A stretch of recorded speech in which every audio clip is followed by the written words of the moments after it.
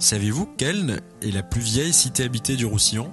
Depuis sa création en période antique, son rayonnement a été constant sur toute la Catalogne.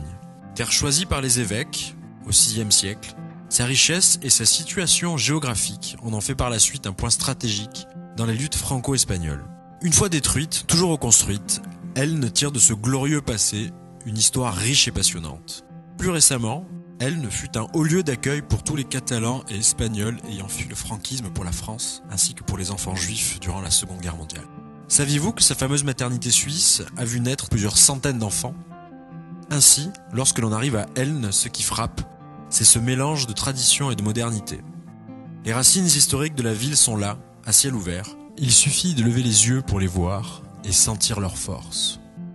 Le cloître et la cathédrale, véritable cœur de la cité, les monuments, les rues et édifices anciens accompagnent et abreuvent d'inspiration le bourgeonnement d'idées qui anime Elne. Les projets fleurissent et séduisent, tant et si bien qu'entre 2001 et 2012, les mutations d'Elne ont attiré plus de 2000 nouveaux habitants. Ce film va vous présenter le renouveau d'Elne au travers de ses principaux projets.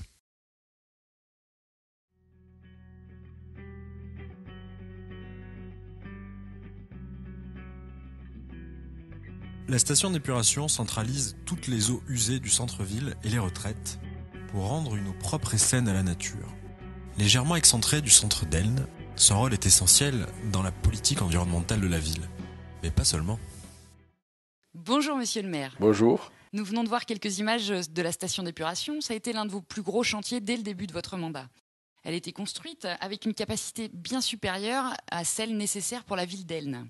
Est-ce que c'était une manière pour vous d'affirmer vos ambitions pour la ville ?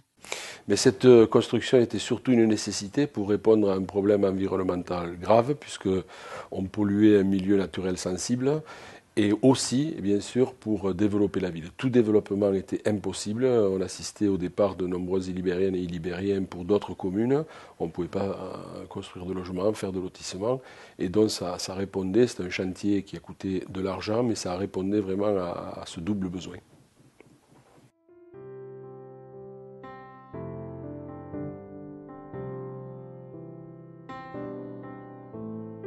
La politique de logement est le ciment du développement d'Elne. La ZAC, zone d'aménagement concerté, est d'ailleurs l'une des clés de voûte de la politique de logement menée par la mairie. Baptisé Las Closes, c'est littéralement un nouveau quartier qui est en train de sortir de terre. Aujourd'hui, une tranche a déjà vu le jour, mais l'ensemble du projet est toujours en construction.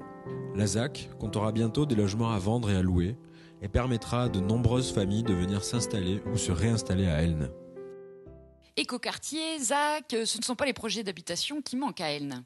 Est-ce que vous pouvez nous en dire un petit peu plus ? Quelle est votre politique sur le logement ?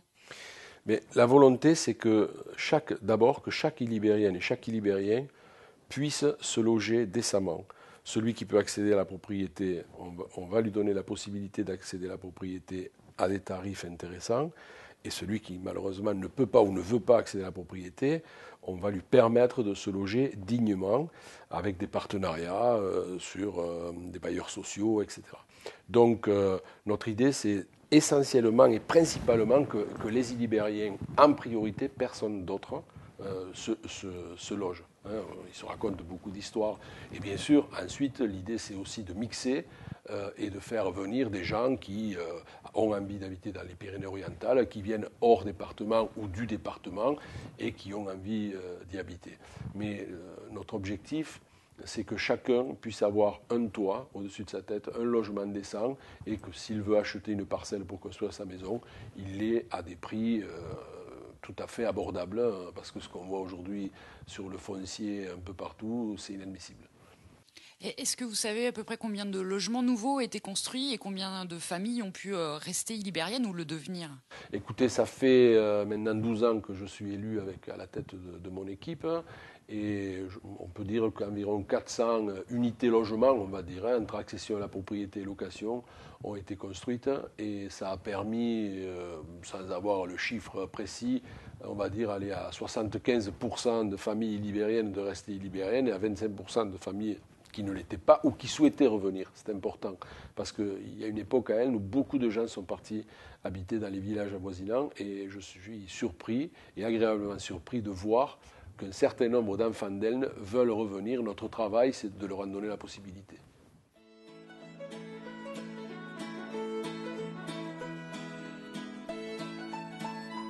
Développer une ville, c'est aussi tenir compte de son environnement naturel.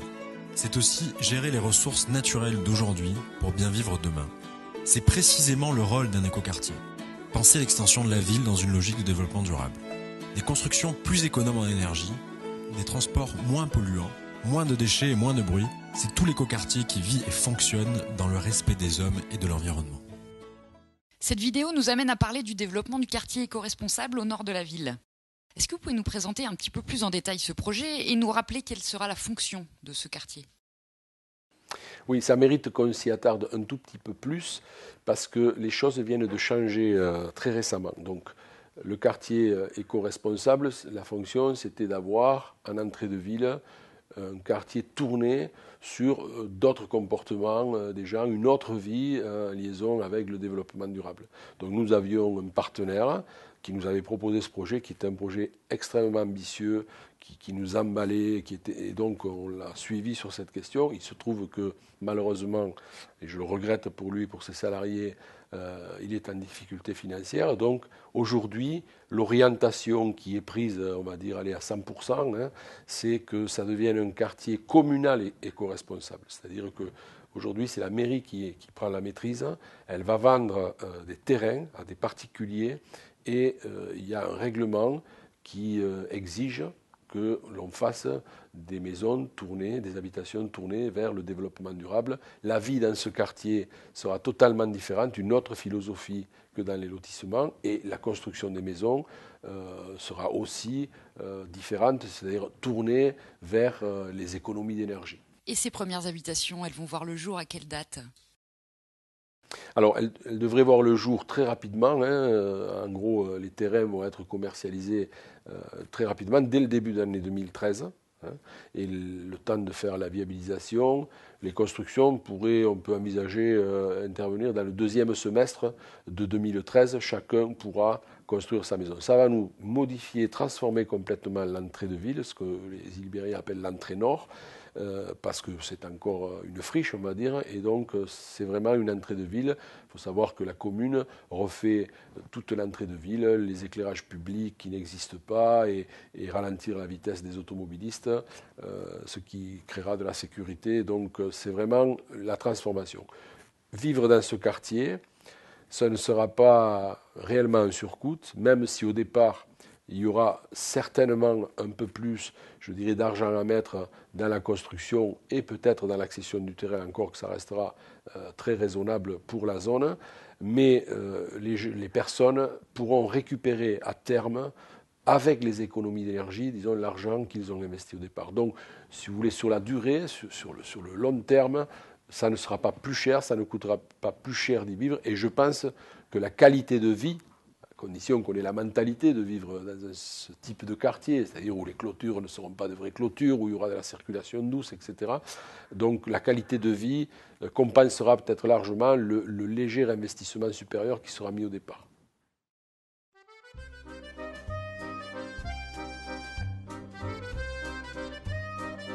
Celui qui ouvre une porte d'école ferme une prison, disait Victor Hugo.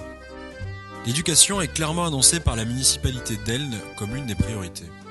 La ville compte aujourd'hui 3 écoles maternelles. Françoise Dolto, Paul Retsch et Louise Michel. Elle possède aujourd'hui 2 écoles primaires, l'école Joseph Néo et le complexe Françoise Dolto, ainsi qu'un collège, l'établissement Paul Langevin. Le CLAE, centre de loisirs associé à l'école, occupe nos jeunes pendant leur temps libre. Elne est une ville qui séduit de plus en plus de nouvelles populations et de plus en plus de jeunes familles s'installent à Elne. Il est donc nécessaire d'avoir des écoles en nombre. Comment est-ce que vous anticipez l'arrivée de ces nouvelles têtes blondes ? D'abord, en période de crise, mettre le paquet sur l'éducation, c'est très important. La culture et l'éducation, c'est très important. Je rappelle la phrase de Victor Hugo. Si vous fermez une école, vous serez obligé d'ouvrir une prison. Donc c'est très important. Mais on ne veut pas se substituer à l'État.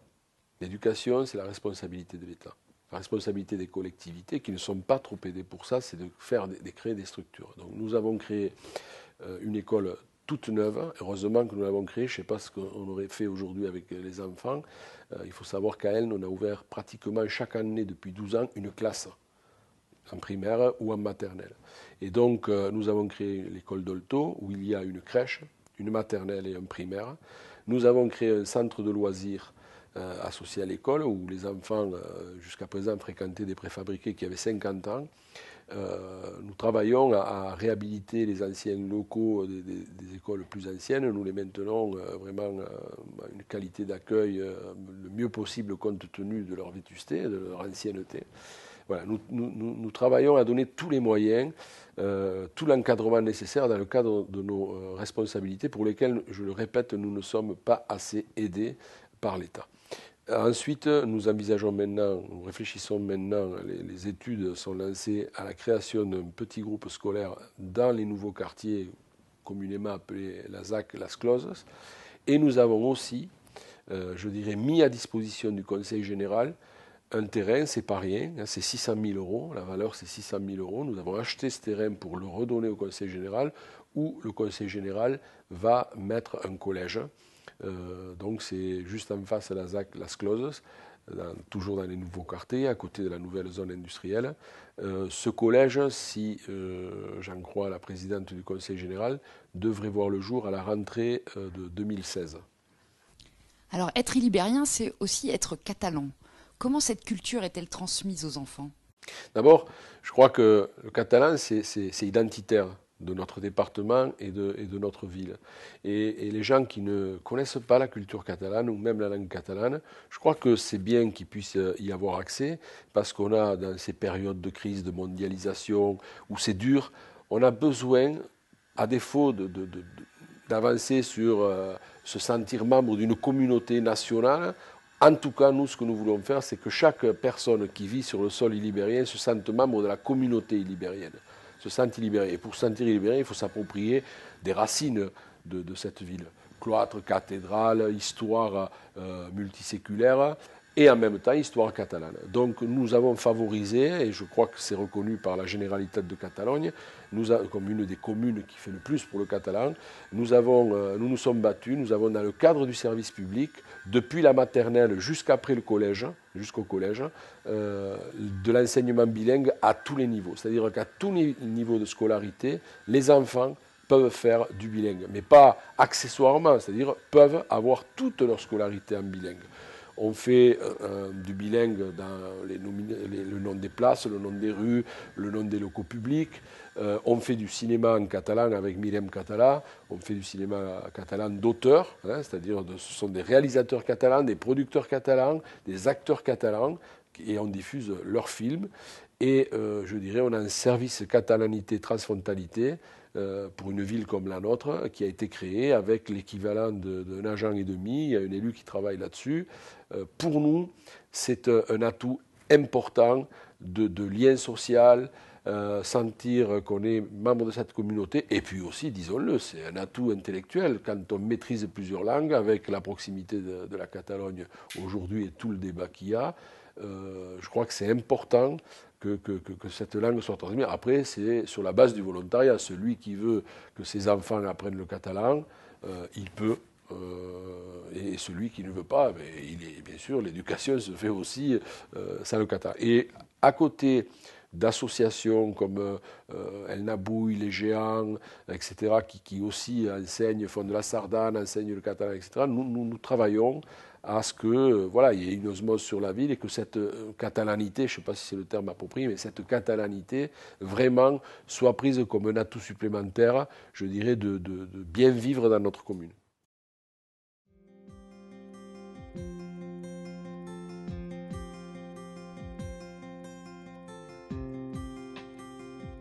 Une autre particularité de la ville d'Elne est de compter en ses murs un pôle médical de grande envergure.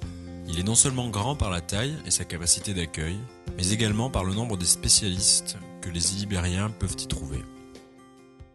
Ces quelques images nous permettent d'aboutir à un sujet important, la santé.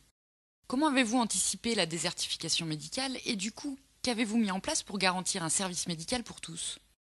Écoutez, l'obsession de mon équipe et aussi mon obsession un petit peu politique, hein, je crois que c'est une des solutions pour l'avenir politiquement, c'est de satisfaire aux besoins humains et de satisfaire aux besoins libériens. Et en matière de santé, voilà, la question a été posée.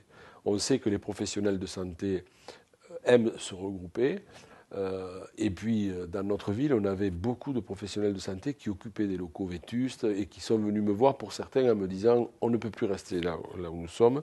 Si tu ne fais pas quelque chose ailleurs, à l'extérieur, eh bien, on va partir dans les villages voisins. » Et ça a été un peu commencé.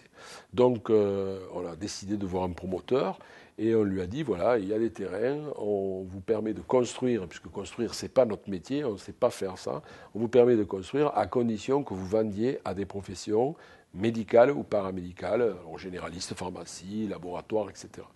Et je crois que ça a pris, ça a marché.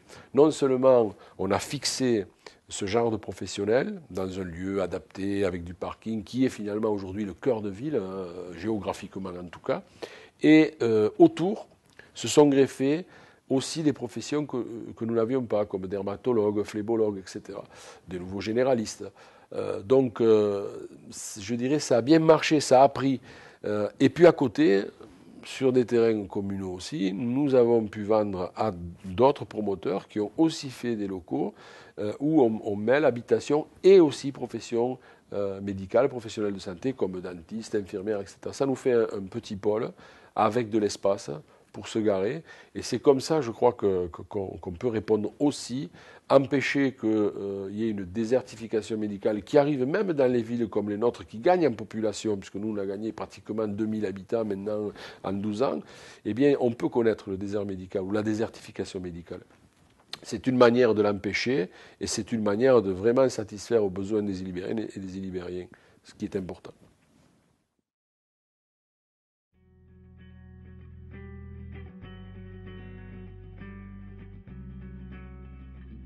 Tout a été dit ou presque sur l'espace Gavroche. Ceux qui le fréquentent déjà à Elne le savent. C'est bien plus qu'un centre social. Il anime chaque jour la vie de la cité et permet à des projets de voir le jour. Il est un véritable lieu communautaire d'échanges et de rencontres entre Illibériens, associations locales et aussi intervenants extérieurs. À ce propos, le saviez-vous ? L'espace Gavroche peut accueillir plusieurs équipes d'artistes ou d'animateurs grâce à ses 42 couchages. L'espace Gavroche, c'est un des symboles du renouveau d'Elne. C'est un lieu crucial pour le vivre ensemble. Est-ce que vous pouvez nous rappeler sa mission ? D'abord, la volonté, c'était de ramener un équipement culturel important en cœur de ville. Dans un cœur de ville qui se paupérisait, nous avons vraiment beaucoup investi dans les parkings, les abords de la mairie et Gavroche en cœur de ville parce qu'on savait qu'elle allait s'étendre, mais avant, nous voulions le rendre accessible. Donc, c'est d'abord amener cette richesse-là et ne pas mettre, comme sont tentés beaucoup de maires, l'équipement culturel à la périphérie de la ville, qui finalement ne joue pas le même rôle. Deuxièmement, c'est un lieu intergénérationnel où peuvent se croiser les gens, se mixer les populations, et vous pouvez y rencontrer aussi facilement un jeune avec la casquette de travers qui vient de faire un peu de hip-hop, avec un papy, un ancien agriculteur de 80 ans qui s'initie à l'informatique. Et puis, on a fait une structure d'hébergement à l'intérieur de 40 lits, qui est tout à fait dans le département, qui est bien utilisé et assez exceptionnel dans le département. Le cinéma, qui avait disparu d'Elne depuis des décennies, cinéma qui a une programmation et un équipement technique premier plan.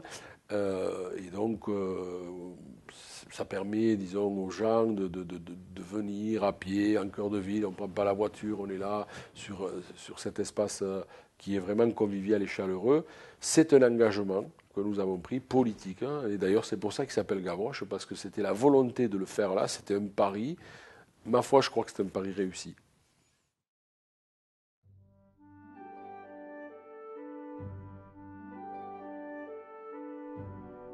C'est sur ce terrain en friche, au nord de la commune d'Elne, que la 6e tranche de la ZAI, la zone d'activité industrielle, voit le jour. Un autre projet résolument tourné vers le futur est destiné à accompagner le développement de la ville. Plusieurs petites et grandes entreprises appartenant au secteur industriel et au domaine des services ont d'ores et déjà prévu de s'y installer. Mais pas seulement. L'une des parties de cette tranche sera destinée à l'activité artisanale et la partie restante accueillera un collège. Idéalement situé, Irriguée par la route et le rail, cette zone est donc clairement l'un des axes majeurs de développement d'Elne. À l'heure d'aujourd'hui, les terrains ont tous été viabilisés et le projet avance chaque jour. Quelle a été votre volonté en créant la 6e tranche de la zone d'activité industrielle? D'abord, on en a créé, durant les 2 mandats, nous avons créé 3 tranches, 4e, 5e et 6e tranche. Naturellement, la volonté, c'est de fixer l'activité économique et moi, je suis particulièrement fier que en 2001, quand nous sommes arrivés, on était en dessous de 500 entreprises. Sur la commune, on est à près de 600 aujourd'hui. Donc on a gagné un nombre d'entreprises. Le moyen, c'était construire des zones industrielles municipales, communales, permettant à de nouvelles activités de venir et à fixer les anciennes activités. En gros, les 2 axes, on n'a pas d'industrie. Donc les 2 axes, c'était faire venir de la population pour, bien sûr, agrandir la ville, avoir des impôts locaux, et faire venir de l'entreprise ou maintenir l'entreprise pour générer aussi cette richesse-là. On ne veut pas que nos artisans et commerçants partent de chez nous et on veut que les gens qui habitent y trouvent tout ce qu'il faut. Une centaine d'entreprises supplémentaires, mais quel impact pour l'emploi? Écoutez, déjà, on le maintient. 100 entreprises de plus, c'est une fierté. Ça n'arrive pas dans toutes les communes, quoi qu'on en dise. On maintient l'emploi, on essaie de maintenir l'emploi. Elle est une ville où il y a pas mal de chômage parce que son passé agricole et agroalimentaire a fait que la vie a bougé et puis on ne remplace pas par de l'industrie facilement. Donc ces zones industrielles permettent de réinstaller ou de conforter des artisans, des commerçants, des petites entreprises qui maintiennent l'emploi et en créent. Voilà. Donc je crois que c'est bon pour l'emploi, même s'il n'y a pas eu un boom. Il y a quand même, peut-être là où on a perdu des emplois, à Elne, on les a conservés, voire on en a gagné quelques-uns.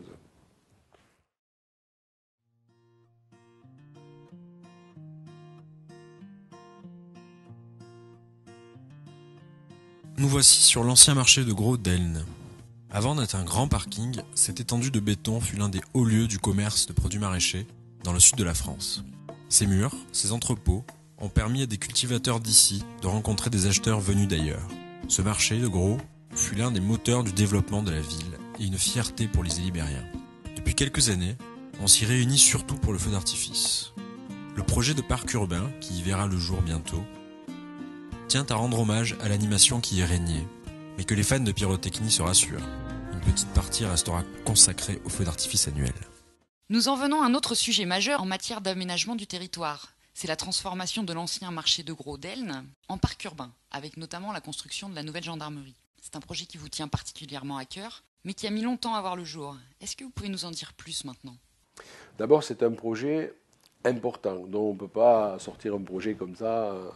C'est le projet d'avenir, le projet du prochain mandat, j'ai envie de dire, ce qui sera en même temps que la récupération du centre-ville, ville haute, ville basse, qui sera le projet que nous voulons porter pour le prochain mandat. Et vraiment, l'avenir d'Elne, je ne dirais pas en dépend, mais ça va changer pas mal de choses. Ensuite, il faut dire que personne n'accepte à Elne cette friche industrielle. C'est inacceptable. C'est le signe de ce passé qui était si riche en agriculture et en agroalimentaire. Et et ça reste là comme une cicatrice. Donc il faut vraiment qu'on le tire au positif. Et pour le tirer au positif, il faut en faire un lieu de convivialité, un lieu où on va se croiser, se rencontrer. Donc première chose, c'est la gendarmerie. Gendarmerie, voilà, elle va sortir. On a fait les études de sol, ça se voit physiquement, la terre est travaillée. Les archéologues vont bosser en janvier et puis après on démarre les travaux. Le restaurant reste en place, la caserne des pompiers est rénovée, l'espace sera fermé par des bâtiments, en accession à la propriété et en location. Et puis les 3 hectares qui restent au milieu, ça sera un parc urbain fermé aux voitures, avec à l'intérieur une place pour faire les festivités, feux d'artifice et autres festivités, et planter de très grands arbres. C'est réalisé avec le concours d'un paysagiste, bien sûr, et d'un urbaniste. Et donc, voilà, ce sera un lieu où on pourra se croiser, prendre le temps de parler, prendre le temps de vivre. Et je trouve qu'il manquait à cette ville, et c'est la faute à personne, c'est comme ça, il manquait à cette ville un lieu comme ça en son sein. Il se trouve que géographiquement, c'est le cœur de la ville aujourd'hui, et beaucoup de quartiers pourront converger, beaucoup d'espaces pourront converger là-dedans. Et voilà, je crois que ce poumon, cette sorte de respiration qui va encore améliorer le lien social, va pouvoir va pouvoir se développer, être utile et faire en sorte qu'on soit une ville encore plus belle à vivre, meilleure à vivre. Il y a les ateliers communaux. Dans cet espace, naturellement, ça génère du bruit, ça génère du trafic. Il y a de l'activité dans les ateliers communaux et on va les construire là où ils ont leur place, c'est-à-dire dans la zone industrielle. Nous avons réservé un petit terrain en zone industrielle et nous allons regrouper nos ateliers communaux pour plus d'efficacité, pour une meilleure qualité de travail à la fois pour les salariés, à la fois pour les usagers. Voilà, donc c'est vraiment un projet pour Elne qui est très très très important et qui ne va pas tarder à sortir.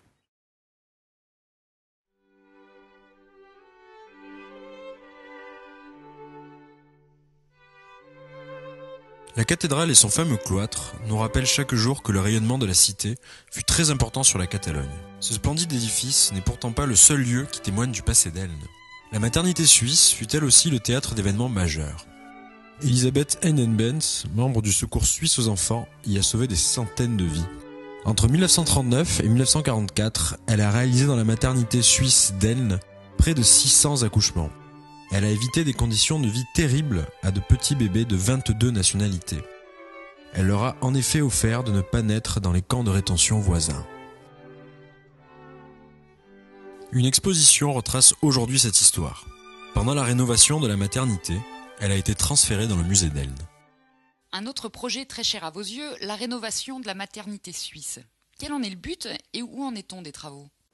D'abord, il faut dire que la culture et le patrimoine sont deux atouts pour la ville, importants, qu'on essaye de développer et que nous voulons développer encore. C'est vraiment un atout économique, un atout culturel. Bon. Donc la maternité s'inscrit dans ce cadre-là. C'est un projet aujourd'hui dont tous les Ilibériens doivent être fiers. On a pu débattre dessus, mais ça permet de parler de notre ville. Ça faisait bien longtemps qu'on ne parlait plus comme ça de notre ville dans le reste du département, dans le reste de la France et je dirais en Europe. En Espagne, en Catalogne, tout le monde connaît la maternité suisse d'Elne. C'est vraiment un atout. On a fait 20 000 visiteurs environ. Et là, donc, il y a des travaux, parce qu'il faut qu'on les accueille, je dirais, en toute sécurité, dans les meilleures conditions. Donc, nous avons fait des travaux qui sont exclusivement et entièrement financés par des subventions de l'Europe, de la région, du département, et par de la souscription. C'est très important, on est à plus de 300 000 euros, presque 350 000 euros de souscription. Donc, pour cette première tranche de travaux, ça ne coûtera rien aux Ilibériennes et aux Ilibériens. Et donc le but, c'est un meilleur accueil. Donc nous avons construit au rez-de-jardin des salles pédagogiques parce que toute la politique culturelle de la ville, nous essayons de l'orienter vers les jeunes publics. On ne veut pas concurrencer les grosses structures, les gros spectacles, on veut vraiment jouer un rôle pédagogique sur les jeunes publics, c'est-à-dire qu'ils aient accès au beau, qu'ils aient accès à l'histoire, au patrimoine, à la culture. C'est un droit et on essaye de le développer. Et donc on va pouvoir les accueillir dans de meilleures conditions, avec une muséographie renouvelée. Et le message que nous voulons transmettre aussi dans ce monde de crise, de guerre, il faut le dire, on n'est pas là que pour boucher des trous, faire des espaces verts, on a aussi un travail de pédagogie.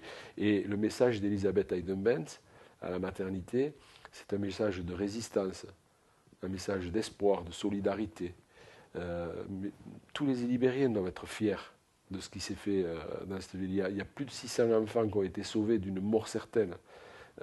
Donc, je crois que tout ça, nous transmettons au travers de la maternité, et c'est aussi du vivre ensemble, du vivre mieux, du lien social. Ce sont aussi des retombées économiques, disons-le, pour la commune. Je pense que cet été et l'été dernier, nos restaurateurs, quelques commerçants ont pu vraiment voir les retombées de ce public qui vient. Et puis ça alimente nos autres bâtiments. Nous avons un cloître magnifique, nous avons une cathédrale magnifique, nous avons une ville haute magnifique, des musées magnifiques, des galeries et des musées magnifiques. Et donc, si vous voulez, ce nouveau public qui vient pour la maternité alimente aussi les autres sites. Donc, inauguration le 16 février. Donc, tout le monde est invité. Et puis, je veux dire, elle suscite un intérêt. Il faut quand même voir que des personnes comme Simone Veil, des personnes comme le président de la Generalitat, en tout cas du Parlement catalan, des maires, une dizaine de maires des plus grandes villes de Catalogne, la fille adoptive de Jacques Chirac, Laïla Chaïd, des gens comme ça, Roger Hanin, des gens comme ça sont venus à la maternité, Jean Ferrat, sont des parrains de la maternité, des ambassadeurs de la maternité. Je crois que voilà, il faut vraiment l'apprécier à sa juste valeur, et ce n'est pas pour la ville une dépense supplémentaire, un supplément d'âme des élus, c'est vraiment un atout. C'est vraiment un atout, il faut le prendre comme ça. Tout le monde hors d'elle en prend conscience. Les Ilibériennes et les Ilibériens aussi, je sais, en ont conscience maintenant. Et donc vraiment, c'est un plus. C'est un plus. Et je dirais le niveau exceptionnel de la souscription que nous avons eue témoigne des possibilités que nous avons. Voilà. Donc 2013, c'est le centenaire de la naissance d'Elisabeth Eidenbenz, de cette grande dame, Elisabeth Eidenbenz. Eh bien, la ville d'Elne, avec l'association d'âmes et toute sa population, investit dans la maternité pour le bien de la ville et pour transmettre ce fabuleux message d'Elisabeth.